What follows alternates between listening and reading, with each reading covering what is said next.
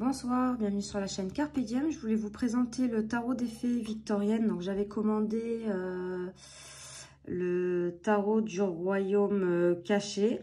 Donc j'avais réussi à avoir sur Vinted. Alors l'autre j'ai regardé, je l'avais payé 90 € et celui-là je crois que c'est 80 ou 85 € parce que il est plus édité. Donc c'est aux éditions Ada, c'est un coffret rigide. Donc je vais vous lire ce qui est écrit au dos. Vous avez trouvé la forêt des fées et les fées vous ont trouvé. Découvrez le monde enchanteur des fées victoriennes, un monde où les loisirs et les activités révèlent une société en miniature richement développée. Trouvez une solution aux problèmes de la vie quotidienne et recevez en cadeau une clairvoyance spirituelle avec ce jeu de cartes magnifiquement illustré basé sur la tradition du tarot Rider-Waite. Le tarot des fées victoriennes allie le romantisme et l'élégance de l'ère victorienne, l'imagerie mystique des fées et la sagesse du tarot. Votre guide dans cette aventure sera le compagnon des fées victoriennes qui partage ses connaissances sur le folklore des fées, vous explique la définition et la signification des cartes et vous apprend à les interpréter. Ce magnifique coffret est idéal pour les lecteurs débutants ou expérimentés qui désirent se reporter à l'époque des fées victoriennes puis trouver leurs propres racines dans la magie temporelle. Donc c'est un coffret qui s'ouvre comme ça. Je trouve que c'est dommage qu'ils rééditent pas ces tarots-là parce qu'ils sont super beaux. Et j'ai remarqué c'est souvent aux éditions Ada que les jeux ne sont plus édités. Donc c'est bien dommage parce qu'ils ont fait des beaux tarots. Il y a comme le tarot des contes des fées. Bon, celui-là il est vendu trop cher. J'aimerais bien l'avoir mais il est vendu beaucoup trop cher. Donc en plus là vous avez un papier sur fond jaune. Hein, vous avez vu, c'est pas blanc. Donc, on a donc la table des matières avec l'introduction, les arcanes majeures, les arcanes mineures, les tirages, les épilogues, l'annexe, bibliographie, remerciements à propos de l'auteur et de l'illustrateur. Une précision à propos du genre utilisé. Dans ce livre, le genre masculin est utilisé au sens neutre et désigne les femmes autant que les hommes. Donc, la petite introduction. Alors, cours des fées et communauté des elfes, à qui les vergers appartiennent et à qui, par des lois des temps anciens trouvées dans les rouleaux du destin des fées, le courant et la source sont sacrés. Peu importe où vos pieds vous portent aujourd'hui, loin des retraites des hommes, nous vous en prions de ne rester pas plus longtemps en exil sur un rivage étranger. Mais avec les charmes de la naissance magique, rendez de nouveau la terre heureuse. Donc là, on vous explique, durant l'époque victorienne, les fées étaient prises très au sérieux et la fascination de cette époque pour le fantastique et le naturel n'était pas le seul fait des enfants. Au 19e siècle, l'art, la littérature et le théâtre fantastique étaient très populaires, tout comme les histoires de véritables rencontres avec les fées. Ces interactions avec les humains étaient relatées avec plusieurs versions qui allaient de la simple vision fugitive d'une fée dans un vallon marécageux à l'enlèvement par les fées de la détention dans l'enchantement pour ceux qui semblaient durer seulement une nuit. Alors que le monde extérieur vieillissait de 100 ans, en 1917, quand deux jeunes filles prétendirent avoir photographié des fées dans leur jardin, une grande partie du public, Sir Arthur Conan Doyle y compris, n'eut aucun problème à les croire. Certaines personnes y croient encore. Je suis désolée, j'ai mes chiens qui aboient après les chats. L'obsession des contemporains à l'époque victorienne pour les fées constituait en partie une réponse à l'impact croissant de l'industrie de la technologie et des machines. Beaucoup craignaient que la vie tranquille à la campagne, qui puisait ses anciennes racines dans la nature, ne disparaisse en entraînant les fées avec elle. Et si le monde des Victoriens semblait être en pleine mutation pour ce qui est du rythme de la modernité, ne l'est-il pas beaucoup plus de nos jours? Quand nous retournons à l'époque des fées victoriennes, nous trouvons nos propres racines dans la magie intemporelle. Bon, après, je ne vais pas tout vous lire parce que c'est long. On a quelques anecdotes sur les fées. Alors, les fées peuvent-elles voler? Oui, toutes les fées ont des ailes et peuvent voler. Toutes les fées sont-elles très petites? Non. Certaines fées, comme les majestueuses cides irlandaises, sont plus grandes que les humains. D'autres fées peuvent changer de forme et modifier leur taille pour s'adapter à leurs besoins immédiats, pour se glisser dans un trou de serrure par exemple. Toutefois, les fées victoriennes de ce jeu sont toutes très petites, en fait entre 17 et 22 cm pour une fée adulte. Les fées sont-elles immortelles? Oui et non. Certaines catégories de fées sont immortelles tandis que d'autres ont des vies brèves et fragiles. La composition du jeu, donc on a les arcanes majeures, donc les 22 arcanes traditionnelles numérotés de 1 à 21 et le fou représentant le 0. Donc voilà, donc ça a été, il y a quelques arcanes qui ont été modifiés, donc dont le battleur, la papesse, On a le pasteur qui est le pape, l'amoureux c'est la mariée, le chariot c'est pareil, le courage c'est la force, la roue de fortune c'est la roue du temps, la justice c'est le magistrat, après on a le pendule, la mort, la tempérance, le diable c'est le marché du lutin, la maison Dieu c'est le chêne en flamme, le jugement c'est l'éveil et le monde ça reste le monde. Donc après dans le tarot traditionnel les bâtons, donc c'est la cour des du printemps, les coupes c'est la cour d'été, les deniers la cour d'automne et les épées la cour d'hiver.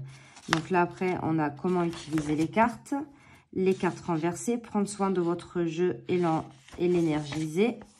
Le langage victorien des fleurs, à plusieurs endroits de ce livre vous remarquerez qu'il est fait référence à des fleurs particulières et à leur signification, puisque les victoriens disposaient d'un langage floral complexe. Pour obtenir plus de détails, veuillez vous rapporter à l'annexe.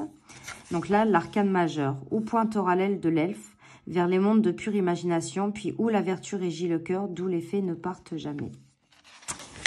Donc là, après, on a le fou. Donc on a un tout petit texte ou un petit poème. Éloigne-toi, ô enfant humain, vers les eaux et les grands espaces avec une fée main dans la main. Donc là, ça vous explique l'illustration de la carte, je pense. Voilà.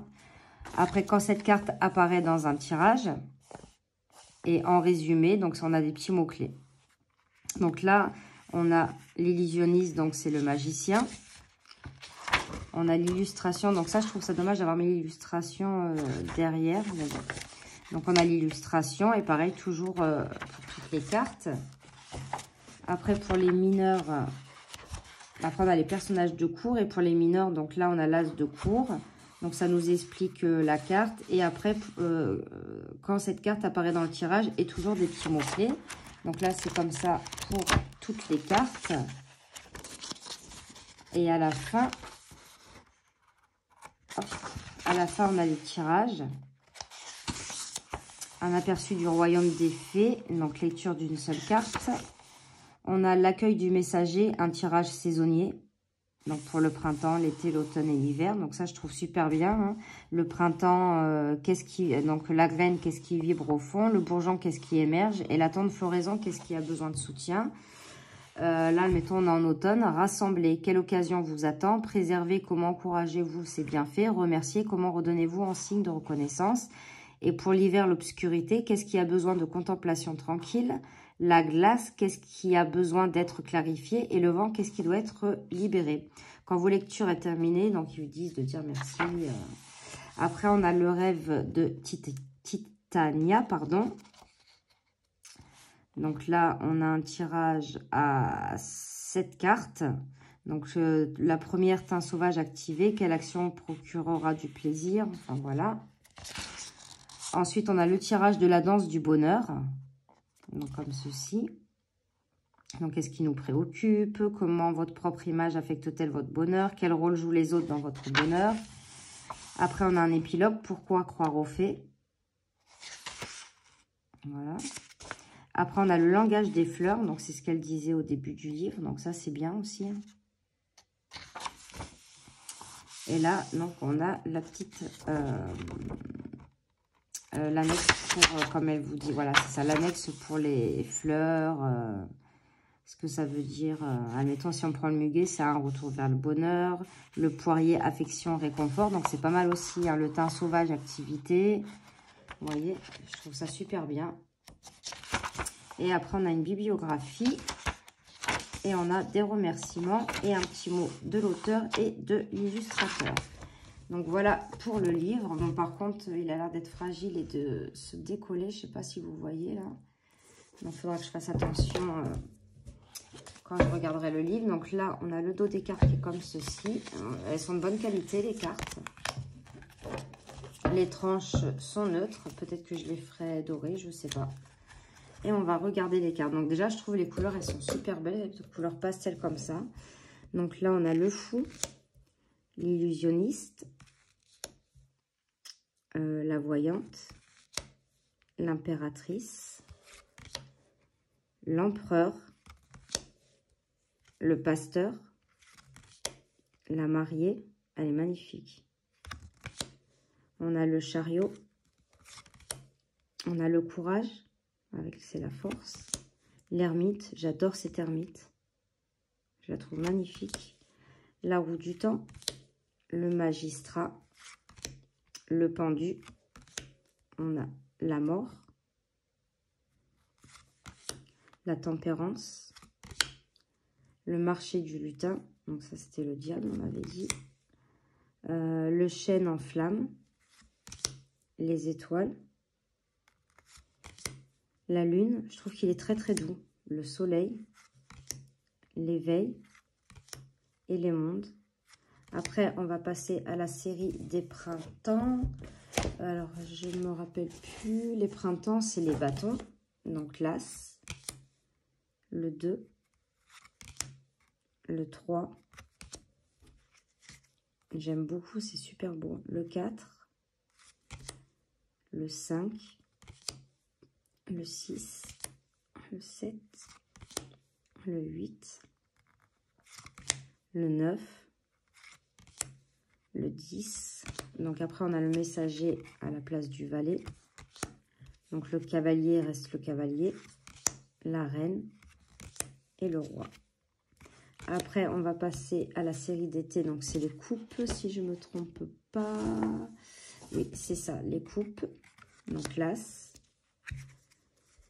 Le 2. Le 3. Le 4. Le 5, le 6, le 7, le 8, le 9 de coupe et le 10. Après, on a le messager, très beau.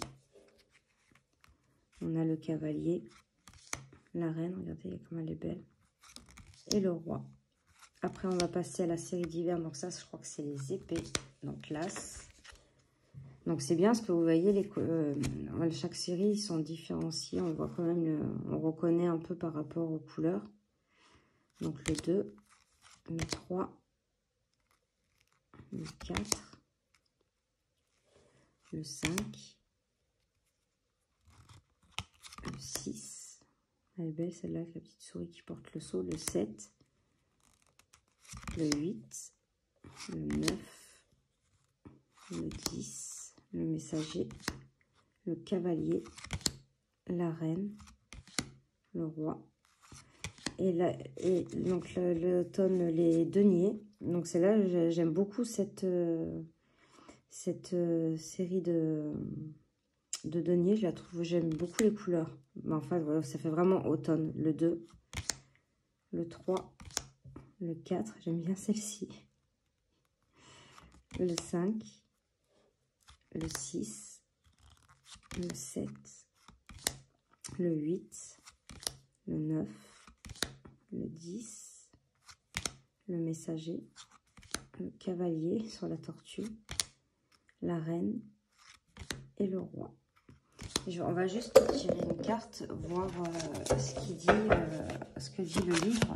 Donc, par contre, elle se mélange mieux que celui que je vous ai présenté. Oula. Elle se mélange mieux que... celui-là que je vous ai présenté, le tarot du royaume caché. Et elles ont l'air plus solides aussi. Bon, on va prendre celle-là. Hein. Donc, l'éveil, une carte majeure. Donc, l'éveil, on avait dit que c'était le jugement. Hop.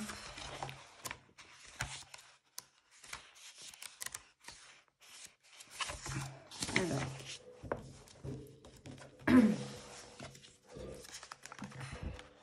Donc là, on va dire, c'est repris l'illustration. Donc, tu t'éveilleras à la première lueur de l'aube, pure et calme, comme quelqu'un regrette de s'éveiller quand le baume de la paix est tombé sur lui. Le premier rayon fragile du soleil qui se lève inonde un champ brumeux. Au bord d'un ruisseau tranquille, un jeune homme s'est arrêté. Attiré par son reflet sur la surface calme de l'eau, il a erré toute la nuit, agité et désorienté, se demandant où se trouvait sa place dans le monde et hanté par ses méfaits. Avec l'arrivée de l'aube, il sent son esprit s'éclaircir et l'étoile d'araignée de l'illusion se déchirer dans la brise fraîche du matin. Lorsqu'il voit son visage dans l'eau scintillante, c'est comme s'il se voyait lui-même pour la première fois. Près de lui pousse l'humble marguerite sauvage, l'œil du jour, dont le message est « Je vais y réfléchir ». Soudain, le jeune homme a le courage de penser à ses propres fautes et ses échecs. C'est une révélation, un moment d'illumination, au moment où il se voit avec les yeux grands ouverts. Est-ce qu'il est et il doit l'accepter s'il veut vivre en paix? C'est le réveil de l'âme, le moment où celui qui cherche arrive à un état de pleine conscience. Ouh là là, je vais y arriver. De tels moments peuvent se présenter après des années passées à étudier la spiritualité, où ils peuvent se produire dans un éclair soudain de conscience. Quelque chose d'aussi simple qu'un lever de soleil peut vous émouvoir aux larmes. Quand l'âme est éveillée, toute illusion disparaît. Il est temps de devenir sérieux, de se pardonner ses folies de jeunesse et de s'engager sur un chemin plus significatif.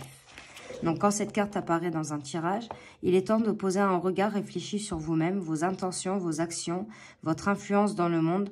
Jugez-vous avec compassion, sans oublier que vous êtes censé apprendre des leçons et connaître des échecs lors de certaines tentatives. Mais définissez clairement ce que vous aimeriez changer ou quel but vous vous efforcez d'atteindre. Ne vous restreignez pas à la suite de ces leçons ou ne vous excusez pas pour les aspects de vous-même qui ne correspondent pas à votre idéal. Quand vous vous analysez avec les yeux grands ouverts, votre âme s'éveille jusqu'à atteindre son plein potentiel. Donc en résumé, on a illumination, révélation, un changement dans la conscience personnelle vers de plus grandes choses. Donc voilà pour le tarot des fées victoriennes. Donc vous avez vu en fait là sur la boîte, je viens de voir maintenant, j'avais pas fait attention. Sur la boîte, il y a marqué le tarot des fées victoriennes et le livre Le compagnon des fées victoriennes. Donc voilà, donc dites-moi ce que vous en avez pensé. N'hésitez pas à mettre des commentaires, à mettre un petit pouce et à vous abonner. Et ah oui, juste une toute petite chose vite fait. Vous vous rappelez, j'avais acheté celui-ci. Et du coup, j'avais acheté une plastifieuse. Et du coup, j'ai plastifié toutes les cartes. Donc, je voulais vous montrer ce que ça donne. Je l'avais laissé... Enfin, je ne sais pas si vous verrez à la caméra. Mais voilà, j'ai plastifié toutes les cartes. Alors, par contre, j'ai tout fait au ciseau, même les arrondis. Parce que dans la machine, du coup, bah, ça ne passait pas. Donc, mais bon, voilà, ça donne... et j'ai l'impression que les couleurs ressortent beaucoup plus. Et au moins, elles sont protégées, elles ne s'abîmeront pas. Donc, voilà. Donc, n'hésitez pas à mettre des commentaires, à vous abonner. Moi, je vous fais de gros bisous et je vous dis à de prochaines vidéos. Merci.